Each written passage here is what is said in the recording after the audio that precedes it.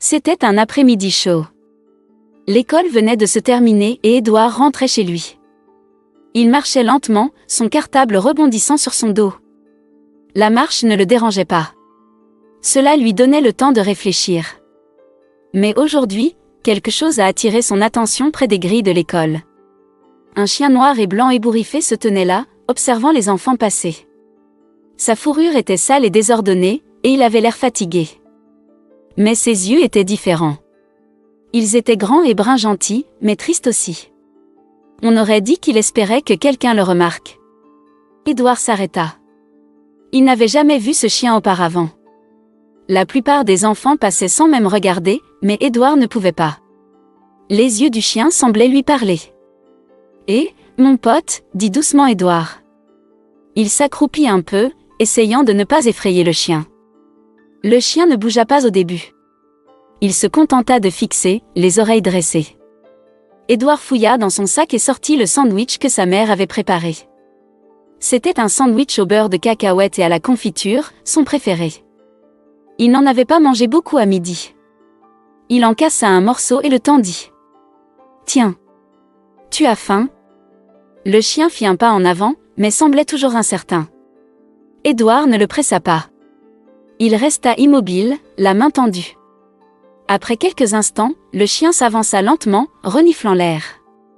Puis, d'un mouvement rapide, il prit doucement le morceau de sandwich de la main d'Édouard. « Voilà » sourit Édouard. Le chien matcha et remua la queue un petit remuement, comme s'il n'était pas sûr qu'il avait le droit d'être heureux. Édouard cassa un autre morceau de sandwich et le lui donna. Cette fois, le chien n'hésita pas. « Tu n'as pas de collier, hein ?» demanda Édouard en regardant autour de lui. Personne ne semblait chercher un chien perdu. L'animal avait l'air maigre, comme s'il n'avait pas mangé correctement depuis des jours. Édouard se leva et passa son sac par-dessus son épaule. Il baissa les yeux sur le chien. « Tu veux venir avec moi ?» Le chien pencha la tête, comme s'il y réfléchissait. Puis, lentement, il suivit Édouard. Édouard marchait prudemment, jetant des coups d'œil en arrière pour s'assurer que le chien était toujours avec lui. Il ne connaissait pas grand-chose au chien, mais celui-ci semblait doux. Lorsqu'ils arrivèrent devant sa maison, Édouard avait déjà commencé à penser à des noms. Peut-être Tache ?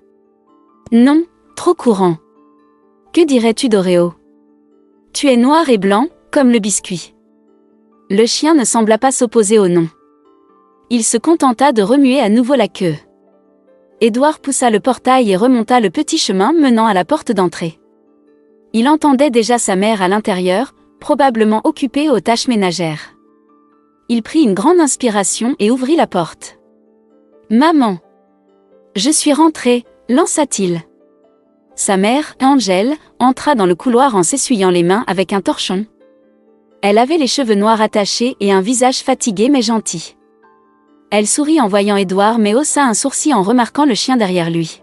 « Édouard, qu'est-ce que c'est ?» Édouard se frotta nerveusement la nuque. « Je l'ai trouvé près de l'école. Il n'a pas de collier, et il avait vraiment faim. Est-ce qu'on peut le garder ? Juste un petit peu de temps. » Angèle soupira.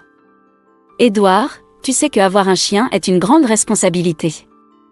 Ils ont besoin de nourriture, de promenade et de soins. Ce n'est pas quelque chose que tu peux décider sur un coup de tête. »« Je sais, maman, mais il est vraiment gentil. Regarde-le. » Édouard désigna le chien, qui était assis tranquillement à ses pieds. Il ne cause pas de problème. Et il était tout seul. Angèle regarda le chien.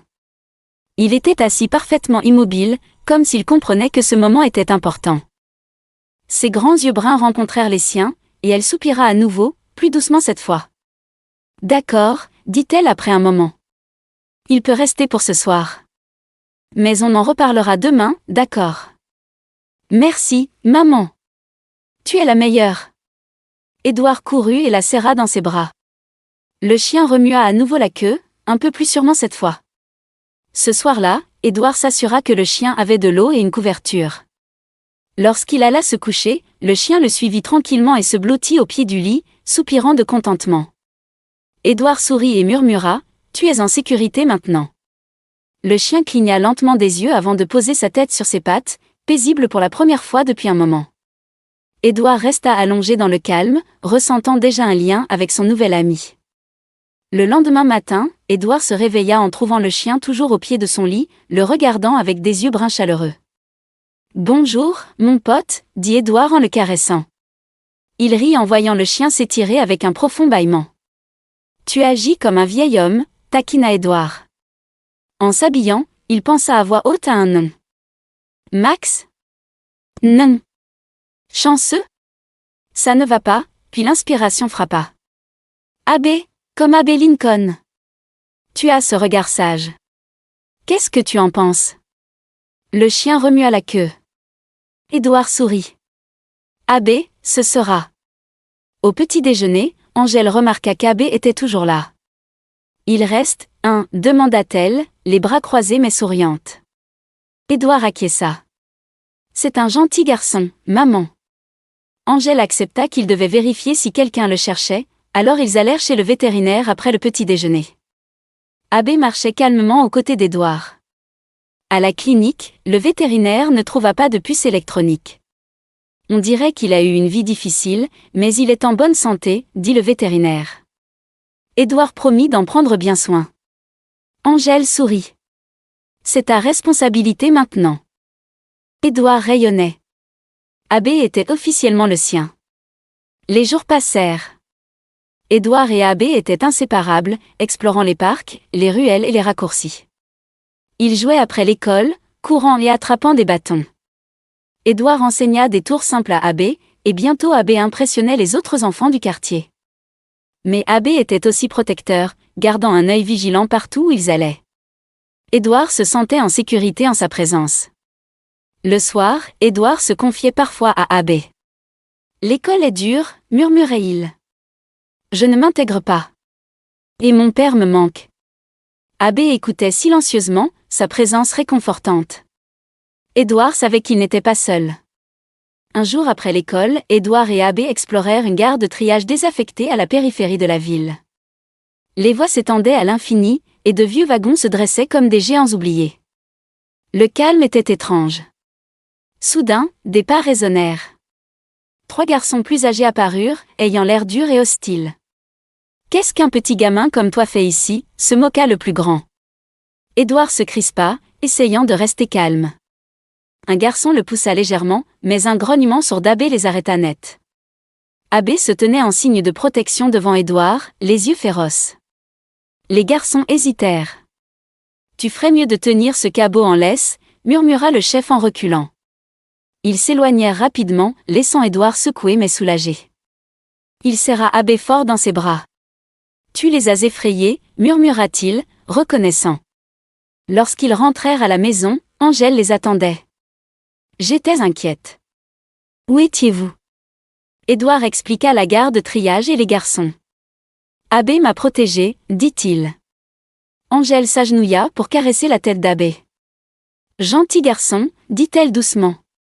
Elle regarda Édouard. « Plus question d'aller te promener dans des endroits comme celui-là seul, d'accord ?» Édouard acquiesça. « Je te le promets. Tu es plus qu'un simple chien, tu sais ?» murmura Édouard. Abbé leva la tête et cligna des yeux vers lui. Édouard sourit. « Tu es mon gardien. » Le lendemain matin, Édouard était assis à la table de la cuisine, terminant ses céréales. Angèle était occupée à préparer son déjeuner, fredonnant doucement pour elle-même. Édouard savait qu'il devait lui en dire plus sur ce qui s'était passé à la gare de triage, mais il ne voulait pas qu'elle s'inquiète. Il décida de faire simple. « Maman, hier à la gare de triage, des garçons plus âgés sont apparus », dit-il nonchalamment. Angèle s'arrêta et se tourna vers lui. « Des garçons plus âgés ? Que s'est-il passé ?»« Rien de grave », répondit Édouard, essayant d'avoir l'air calme. « Ils faisaient juste les idiots. Abbé les a effrayés. »« Ce n'est pas grave. » Angèle fronça les sourcils. « Édouard, tu aurais dû me le dire plus tôt. Je n'aime pas l'idée que tu aies des ennuis comme ça. »« Je sais, maman. Mais vraiment, ça allait. » Abbé assurait mes arrières, dit Édouard en souriant. Il tapota la tête d'Abbé alors que le chien était couché à côté de sa chaise. Angèle soupira et acquiesça. « D'accord. » Mais fais attention, d'accord? Je ne veux pas que tu retournes là-bas. Je n'y retournerai pas, promit Édouard. Après le petit déjeuner, Édouard prit son cartable et sortit avec Abbé marchant à côté de lui. Même si Abbé ne pouvait pas venir à l'école, Édouard l'amenait toujours jusqu'aux grilles de l'école. À plus tard, mon pote, dit Édouard en donnant à Abbé une brève accolade. Abbé remua la queue, observant Édouard alors qu'il franchissait les grilles. Tout au long de la journée d'école, Édouard n'arrivait pas à arrêter de penser à Trey et à sa bande. Il se demandait s'ils étaient toujours en colère. Mais chaque fois qu'il commençait à se sentir nerveux, il se rappelait comment Abbé l'avait défendu. Cela lui donnait un nouveau sentiment de confiance. À la récréation, Édouard les remarqua. Trey et les deux autres garçons étaient assis sur un banc près du bord du terrain de jeu. Ils ne faisaient rien, ils regardaient juste. Leurs yeux suivaient Édouard partout où il allait. Édouard essaya de les ignorer, mais c'était difficile. Il sentait leur regard comme un poids sur son dos. « Édouard » appela Marco en courant vers lui. « Tu veux jouer au foot ?» « Bien sûr » dit Édouard en chassant son malaise. Il rejoignit le jeu, se concentrant sur le ballon au lieu des garçons. À la fin de la récréation, il se sentait un peu mieux. Peut-être que Trey et sa bande ne le dérangeraient plus. Après l'école, Abbé attendait à la grille, la queue remuant joyeusement. Édouard sourit et courut vers lui. « Tu m'as manqué, mon garçon » dit-il en ébouriffant la fourrure d'Abbé. Abbé aboya doucement en guise de réponse. Ils rentrèrent ensemble, empruntant leur itinéraire habituel dans le quartier. Édouard se sentait plus en sécurité avec Abbé à ses côtés. Il savait que quoi qu'il arrive, Abbé serait toujours là. Au cours des jours suivants, Édouard et Abbé continuèrent leurs aventures quotidiennes. Ils explorèrent le parc, dévalèrent des rues tranquilles et s'entraînèrent à de nouveaux tours. Abbé devint rapidement un expert dans l'art d'attraper des bâtons en plein vol. Belle prise, rit Édouard lorsqu'Abbé attrapa le bâton avant qu'il ne touche le sol. Le soir, il jouait dans la cour avant pendant qu'Angèle regardait depuis le porche. Elle remarqua à quel point Édouard avait changé depuis qu'Abbé était entré dans leur vie. Il est plus confiant maintenant, pensa Angèle. Elle sourit en regardant Édouard rire et courir avec Abbé. Pour la première fois depuis longtemps, Édouard semblait vraiment heureux. Un soir, Angèle s'assit à côté d'Édouard sur les marches du porche. « Tu sais, Abbé a été vraiment bon pour toi » dit-elle doucement. « Ouais » convint Édouard. Il jeta un coup d'œil à Abbé, qui était allongé sur l'herbe, ses oreilles tressaillant en écoutant leur voix. « C'est mon meilleur ami. » Angèle tendit la main et serra l'épaule d'Édouard. « Je suis fière de toi, Édouard. Tu as beaucoup grandi ces derniers temps. » Édouard sentit une chaleur l'envahir. Il n'avait pas réalisé à quel point Abbé l'avait aidé jusqu'à présent. Mais les choses n'étaient pas complètement paisibles. Trey et sa bande n'en avaient pas fini avec Édouard. Quelques jours plus tard, alors qu'Édouard rentrait de l'école, il les remarqua à nouveau. Cette fois, ils étaient debout au coin d'une rue, non loin de sa maison. Trey croisa le regard d'Édouard et lui lança un regard froid et dur. Le cœur d'Édouard fit un bond. Il détourna rapidement le regard et continua de marcher, sa main se resserrant sur la laisse d'Abbé. Abbé sentit sa tension et se rapprocha, les oreilles dressées. « Ignore-les » murmura Édouard à lui-même. « Ils ne peuvent rien faire tant qu'Abbé est avec moi. » Les garçons ne suivirent pas, mais Édouard savait que ce n'était pas fini. Il avait le sentiment que des problèmes allaient arriver. Il essaya de chasser cette pensée de son esprit alors qu'Abbé et lui atteignaient la sécurité de leur cour avant. Angèle le salua à la porte. « Tout va bien » demanda-t-elle, remarquant l'air inquiet sur son visage. « Ouais, ça va » dit rapidement Édouard. Il ne voulait pas qu'elle sache pour Trey. Il ne voulait pas lui faire peur. Le lendemain, alors que la cloche de l'école sonnait, Édouard rassembla ses affaires. Normalement, Abbé l'attendrait à la grille, mais aujourd'hui, c'était différent. Angèle avait demandé à Édouard de laisser Abbé à la maison. Elle avait besoin de lui à l'intérieur pour lui tenir compagnie pendant qu'elle travaillait sur des projets.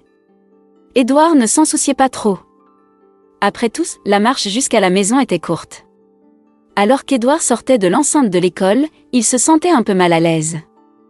Les rues étaient calmes, avec seulement quelques voitures qui passaient. Il marchait vite, son esprit dérivant vers des pensées sur Abbé. Il regrettait déjà d'avoir son chien à ses côtés. Le sentiment de malaise grandit lorsqu'il entendit des pas derrière lui. Édouard jeta un coup d'œil par-dessus son épaule et se figea. Trey et sa bande étaient là, à quelques mètres en arrière, le rattrapant lentement. Et, Édouard, appela Trey avec un sourire narquois. L'estomac d'Édouard se tordit. Il essaya de rester calme et continua de marcher, faisant semblant de ne pas les entendre. « Où est ton cabot, hein » dit Trey plus fort. Les pas se rapprochèrent. « Pas de cabot pour te sauver maintenant. » Le cœur d'Édouard battait à tout rompre. Il serra les poings, essayant de rester courageux. Il ne voulait pas qu'il voie qu'il avait peur. Mais au fond de lui, il se sentait piégé. Soudain, Trey et sa bande accélérèrent, encerclant Édouard. Ils lui bloquèrent le chemin, le forçant à s'arrêter. Trey s'avança, souriant. « Tu pensais pouvoir t'en aller comme ça, hein » ricana Théil. « Tu nous as humiliés là-bas, à la gare de triage. » « Je n'ai rien fait, » dit doucement Édouard, sa voix tremblant légèrement. « Oh, tu as fait beaucoup, » dit Trey.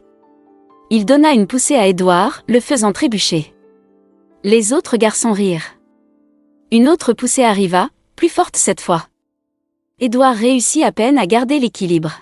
« Laissez-moi tranquille, » dit Édouard, sa voix plus forte maintenant. Trey rit. « Ou quoi ? Qu'est-ce que tu vas faire, hein ?» Il attrapa la bretelle du sac à dos d'Édouard et tira dessus. Avant qu'Édouard ne puisse réagir, un grognement profond et sourd traversa l'air. C'était un son qu'Édouard connaissait bien. Ses yeux s'écarquillèrent de surprise et de soulagement. « Abbé !» Les garçons se figèrent, regardant autour d'eux avec confusion. Le grognement se fit plus fort alors qu'Abbé apparaissait au coin de la rue. Ses dents étaient découvertes, et son corps était près du sol, prêt à protéger Édouard. Ses yeux étaient féroces, fixés sur Trey. « Ouah » haleta l'un des garçons. « Encore ce chien » murmura Trey en reculant d'un pas, « c'est quoi son problème ?» Abbé n'aboya pas. Il n'en avait pas besoin. Son grognement était suffisant. Il avança lentement, les muscles tendus, montrant clairement qu'il n'avait pas peur d'eux. « Éloigne ce chien de moi » dit Trey, sa voix perdant de son assurance. Édouard se redressa, sentant sa peur disparaître. Abbé était là. Tout allait bien maintenant. Il n'avait pas à les affronter seul. « On dirait que c'est toi qui as peur maintenant » dit Édouard, sa voix assurée. Trey le regarda avec colère mais ne s'approcha pas. Abbé fit un autre pas en avant, son grognement profond et régulier. Trey jura à voix basse et recula. « Allons-y » murmura Trey à ses amis. Mais commença à protester l'un des garçons. « J'ai dit allons-y » rétorqua Trey. Il lança un dernier regard noir à Édouard. « Ça n'en vaut pas la peine. » Les garçons se retournèrent et s'éloignèrent, murmurant entre eux. Trey cracha par terre avant de partir, mais il n'osa pas regarder en arrière. Édouard resta immobile pendant un instant, sa poitrine se soulevant et s'abaissant alors qu'il reprenait son souffle. Lorsqu'il fut sûr qu'ils étaient partis, il se laissa tomber à genoux et serra Abbé fort dans ses bras. « Tu me retrouves toujours, n'est-ce pas » murmura Édouard. Abbé lécha son visage, son grognement ayant disparu maintenant.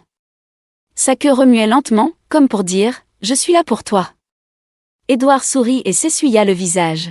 « Allez, mon pote. Rentrons à la maison. » Ils marchèrent côte à côte, Abbé restant près d'Édouard tout le long du chemin. Édouard se sentit à nouveau en sécurité, sachant qu'Abbé le protégerait toujours. Lorsqu'ils atteignirent la cour avant, Angèle était à l'extérieur, balayant le porche. Elle leva les yeux et les vit approcher. « Vous voilà » dit-elle. « Je pensais que tu rentrerais plus tôt. »« Tout va bien. »« Ouais » dit Édouard en baissant les yeux sur Abbé. « On a juste eu une petite aventure. » Angèle haussa un sourcil. « Une aventure ?»« Rien d'inquiétant » répondit rapidement Édouard. Abbé assurait mes arrières. « Comme toujours. » Angèle sourit et secoua la tête. « Vous êtes vraiment une équipe, vous deux, n'est-ce pas ?»« Ouais » dit fièrement Édouard. Il donna une autre tape sur la tête d'Abbé. Le soleil commença à se coucher alors qu'ils entraient. Édouard savait que les problèmes pouvaient encore le rattraper, mais il savait aussi qu'Abbé serait toujours là. Avec Abbé à ses côtés, Édouard se sentait prêt à affronter tout ce qui allait suivre. Plus tard dans la soirée, après le dîner, Angèle appela Édouard dans le salon. Abbé se déplaça silencieusement derrière lui, ses ongles claquant doucement sur le sol. Angèle fit signe à Édouard de s'asseoir à côté d'elle sur le canapé. « D'accord, dit-elle doucement. Je veux que tu me racontes tout ce qui s'est passé. Plus de demi-vérité, d'accord. » Édouard hésita, puis soupira. « D'accord, dit-il. » Il savait qu'il ne pouvait plus cacher la vérité. Il y a ces garçons plus âgés. Trey et sa bande. Ils me dérangent depuis ce jour à la gare de triage. Les yeux d'Angèle s'écarquillèrent. Te dérange comment? Ils essaient de me faire peur, expliqua Édouard. Au début, ils me poussaient un peu. Mais aujourd'hui, ils m'ont vraiment encerclé. Ils étaient sur le point de prendre mon sac à dos. Il s'arrêta et regarda Abbé, qui était assis calmement à ses pieds. Puis Abbé est apparu. Il les a effrayés à nouveau. Il m'a protégée, maman. Angèle le fixa pendant un moment, son expression un mélange d'inquiétude et de soulagement. Elle prit une grande inspiration et tendit la main pour caresser la tête d'Abbé. « Merci, Abbé, dit-elle doucement. Tu as protégé mon garçon. » Les oreilles d'Abbé se dressèrent et il lécha doucement la main d'Angèle, comme pour dire « Bien sûr que oui. » « Je ne voulais pas t'inquiéter, » continua doucement Édouard. « C'est pour ça que je ne t'ai pas tout dit avant. » Angèle secoua la tête. « Je suis ta mère, Édouard. C'est mon rôle de m'inquiéter. Mais je suis contente que tu me l'aies dit maintenant. On va trouver comment faire avec ces garçons. Et je suis tellement reconnaissante qu'Abbé était là pour toi. » Édouard acquiesça. Il se sentait plus léger maintenant, comme si un poids avait été levé de sa poitrine. Ils restèrent silencieux pendant un moment, le seul son provenant du léger bourdonnement du réfrigérateur dans la cuisine. Au bout d'un moment, Édouard se leva. « Je pense qu'Abbé et moi allons nous asseoir dehors un peu. »« D'accord, » dit Angèle. « Mais pas trop tard, d'accord ? C'est une soirée d'école. »« D'accord, » répondit Édouard en se dirigeant vers la porte d'entrée. Abbé le suivit de près. L'air du soir était frais et paisible. Édouard s'assit sur les marches du porche, appuyé contre la rambarde en bois. Le ciel était sombre maintenant, avec de minuscules étoiles commençant à scintiller au-dessus. Abbé s'installa à côté de lui, posant sa tête sur le genou d'Édouard. « Tu sais, Abbé, » commença doucement Édouard, « tu as fait plus que juste me protéger. Tu as changé toute ma vie. » Abbé pencha légèrement la tête, comme s'il écoutait attentivement. « Je me sentais tellement seul avant, » continua Édouard. L'école était difficile. Je n'avais pas beaucoup d'amis. Et après le départ de papa? Il s'arrêta, sa voix se brisant un peu. Après le départ de papa, c'était comme s'il manquait quelque chose. Mais ensuite, tu es apparu. Édouard sourit et se gratta derrière les oreilles d'Abbé. Tu es plus qu'un simple chien, Abbé. Tu es ma famille. La queue d'Abbé remua lentement. Il se rapprocha et lécha le visage d'Édouard, ses yeux bruns chaleureux remplis d'amour et de compréhension. « Ouais, je sais que tu comprends, » dit Édouard en riant doucement. « Tu comprends toujours. » Ils restèrent assis ensemble, profitant de ce moment de calme. Édouard se sentait en sécurité et heureux. Pour la première fois depuis longtemps, il ne se sentait pas petit ou effrayé. Avec Abbé à ses côtés, il se sentait fort. Le bruit des grillons remplit l'air, se mêlant au doux bruissement des feuilles dans la brise. Édouard se pencha en arrière, les yeux fixés sur les étoiles. Il ne savait pas ce que l'avenir lui réservait, mais il savait une chose avec certitude, Abbé serait toujours avec lui. Au bout d'un moment, Angèle jeta un coup d'œil à travers la porte d'entrée. « Édouard ? Il est temps de rentrer. »« D'accord, maman, » répondit Édouard. Il se leva et s'étira. « Allez, Abbé. » Abbé se mit sur ses pattes et se secoua, sa queue remuant toujours. Ensemble, ils entrèrent dans la maison. Alors que la porte se refermait derrière eux, Édouard savait que ce n'était que le début de leur voyage ensemble.